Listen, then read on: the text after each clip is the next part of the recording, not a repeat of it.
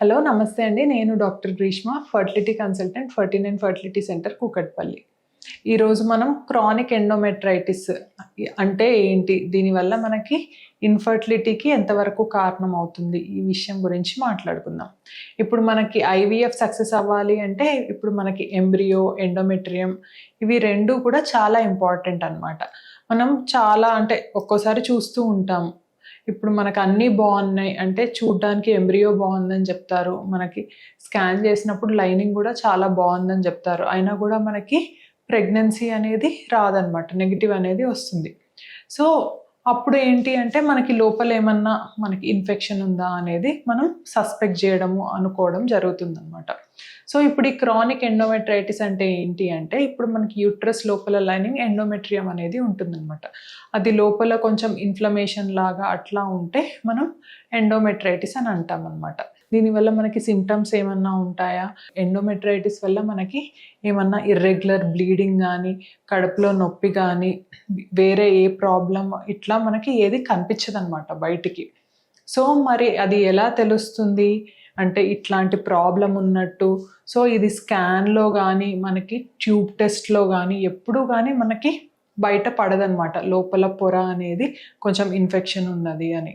మరి అసలు ఎందుకు వస్తుంది? అన్నీ బాగానే ఉన్నా అంటే ఇప్పుడు మనకి ఏంటి అంటే వెజైనా లోపల గుడ్ బ్యాక్టీరియా అనేది ఉంటుంది, బ్యాడ్ బ్యాక్టీరియా అనేది ఉంటుంది అనమాట. ఈ బ్యాక్టీరియా అనేది మనకి కొంచెం ఈ బ్యాడ్ బ్యాక్టీరియా వల్ల కొంచెం అది లోపల యూట్రస్లో వెళ్ళి దానివల్ల కూడా మనకి ఇట్లా ఇన్ఫెక్షన్ అనేది రావచ్చు అనమాట. అందుకే మనం ఎప్పుడైనా ఐవీఎఫ్ అంటే మనకు కొంచెం డౌట్ ఉన్నప్పుడు ఐవీఎఫ్ చేసే ముందు మనం హిస్ట్రోస్కోపీ, లేదు ఒక ఐవీఎఫ్ ఫెయిల్ అయిన తర్వాత ఒకసారి మనకి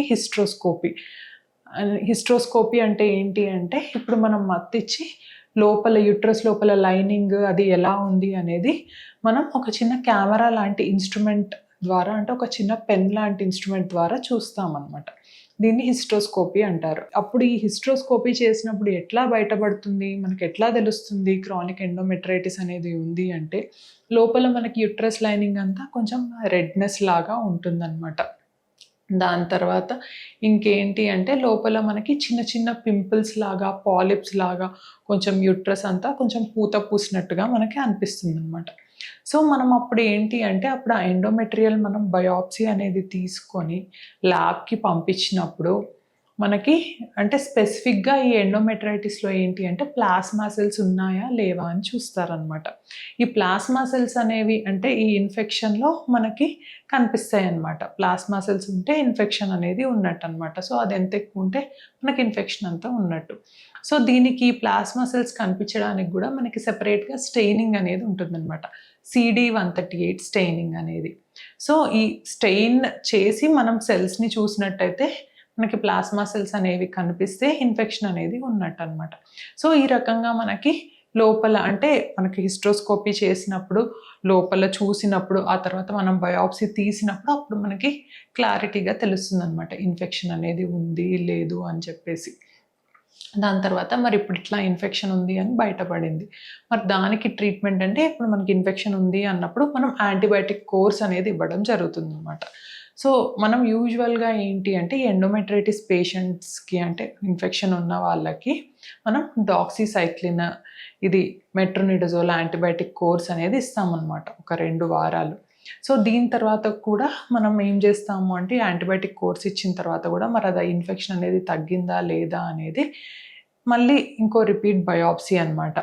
ఇది చేస్తే మనకు ఆ ఇన్ఫెక్షన్ అనేది ఎంతవరకు ఉంది అట్లా మనం చూడొచ్చు. కొంతమందికి ఏంటి అంటే మనకు ఆ ఇన్ఫెక్షన్ అనేది తగ్గకపోతే ఇంకా రిపీట్ కోర్సు, కొంచెం చేంజ్ ఆఫ్ యాంటీబయాటిక్స్ అట్లా కూడా ఇవ్వడం అనేది జరుగుతుందన్నమాట.